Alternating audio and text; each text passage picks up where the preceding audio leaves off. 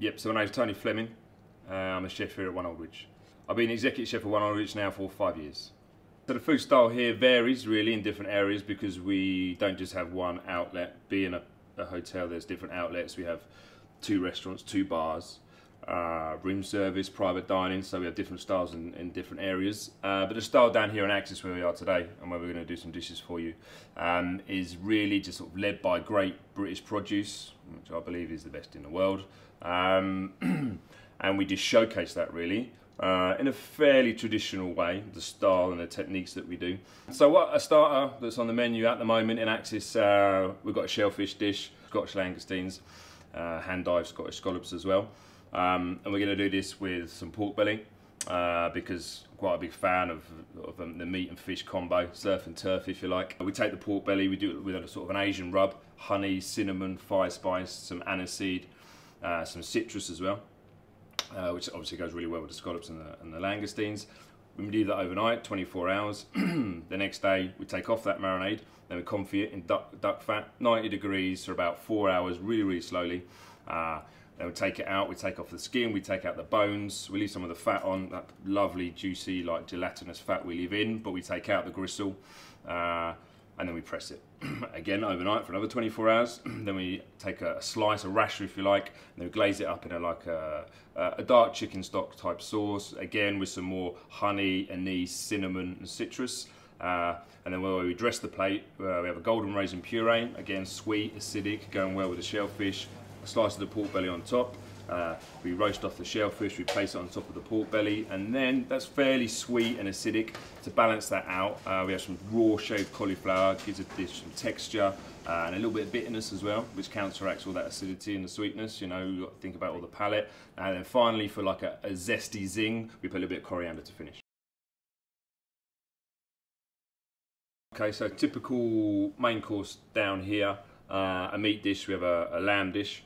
It's a rumper lamb. The way this dish sort of evolved, or how it happened, was we were thinking about pork spare ribs. I don't know how we were talking about it, and we thought, oh, could we emulate pork spare sticky ribs, but with lamb?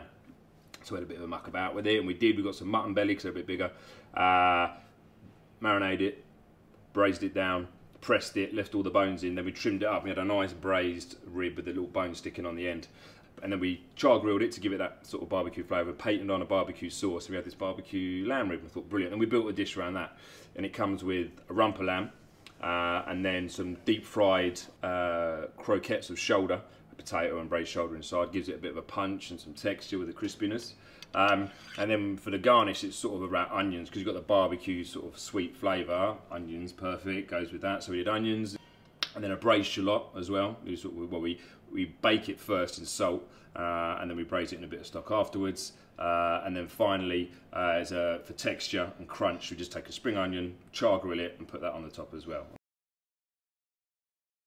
Probably my most popular dessert, no surprises, chocolate. I like my chocolate quite bitter and I like it dark, which is what we do here.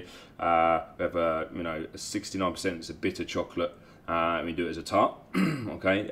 Just traditional bitter chocolate tart, eggs, milk, sugar, and chocolate, no flour, so it's not too heavy. And that's where it started, the dish. And then whenever I think every dish has a starting point, and you build from there. As I said before, with the lamb dish, it developed around the rib, and then with the starter, it started with the shellfish, and with the tart, it started with the chocolate. And you think, okay, what goes well with chocolate? Different fruits go with chocolate. Passion fruit I like, lime I like with chocolate. Obviously, orange is the one that everyone is familiar with, but we chose cherry. I like my desserts fairly simple, just because it's the end of the meal and I'm relaxing. I just want to finish, with a double espresso and a nice, dessert. So we don't overwork it too much. So it's just a plain chocolate tart. We dress it nicely on the plate with the sorbet, Morello cherry sorbet, a little bit of chocolate on top of that, a little bit of chocolate crumble underneath it, and then in a shot glass on the side we have a fairly, to counteract the bitterness of the chocolate tart, we have half of a shot glass full of chocolate chantilly. Okay, so it just lightens up the dish a bit, and then in the top of the glass it's a pistachio foam. With a little bit of pistachio crumble on the top of that. Obviously, pistachio and chocolate goes well, and it does those are the 3 flavours through the dish: the cherry, the bitter chocolate, and the pistachio. You eat them all together; they work perfectly.